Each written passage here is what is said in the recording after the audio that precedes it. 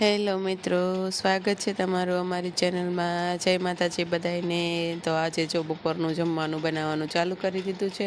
તો એના માટે જો ગલકાનું શાક, ખીચડી અને ઘઉંની રોટલી ને એવું બનાવવાનું છે. તો આપણે પહેલાં શાક સુધારવાનું ચાલુ કરી દીધું છે. સરસ એવું ગલકાનું શાક બનાવવાનું છે મસ્ત. જો શાક આપણું સુધારવાનું ચાલુ છે, સરસ એવું સુધારાઈ ગયું શાક. અને પછી આપણે એમાં લસણવાળી ચટણી નાખવાની છે. તો લસણવાળી ચટણી બનાવી લઈશું સરસ. આ શાકમાં લસણવાળી ચટણી બહુ ખૂબ જ સરસ સ્વાદ આવતો હોય છે. તો તેના માટે આપણે લસણવાળી ચટણી પણ બનાવી લીધી છે. હવે આપણે ગેસ પર કઢાઈ મૂકી દઈશું અને એમાં નાખી દઈશું 2 ચમચી તેલ. આ શાક તેલમાં જ બનાવવામાં આવે છે, આમાં પાણી નાખવામાં આવતું નથી. આ શાકમાં પાણી નાખવાથી સ્વાદ સરસ આવતું નથી, એટલા માટે આપણે તેલમાં જ બનાવવાનું છે. તો જો આપણો વઘાર પણ આવી ગયો છે, બધા મસાલા નાખી અને આપણે હવે એમાં નાખી દઈશું ગલકાનું શાક સુધારેલું છે તે.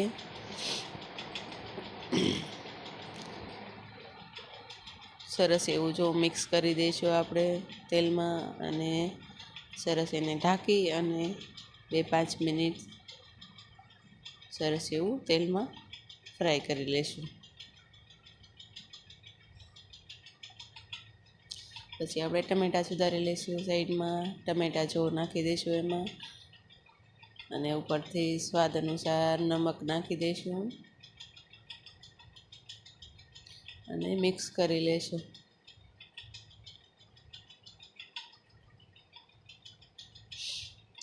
સરસ એવું મિક્સ થઈ જાય પછી આપણે ટામેટાને સરસ એવા ઢાંકીને 2-5 મિનિટ ચડવા દઈશું.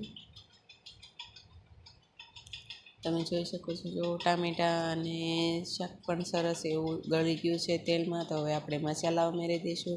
તો પહેલાં હળદર પાવડર, જીરું અને લસણવાળી ચટણી છે તે ઉમેરી દઈશું. સરસ એવી આપણી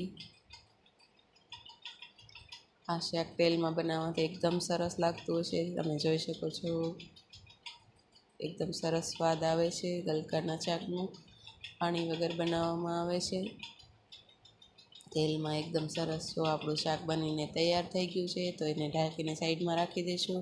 આ બાજુ મારું બેબીનું જમવાનું પણ બની ગયું છે, ડ્રાયફ્રૂટની ખીર અને સાઈડમાં આપણી ખીચડી પણ બની ગઈ છે સરસ એવી મિક્સ દાળવાળી. તમે જોઈ શકો છો. તો આપણું જમવાનું તૈયાર થઈ ગયું છે.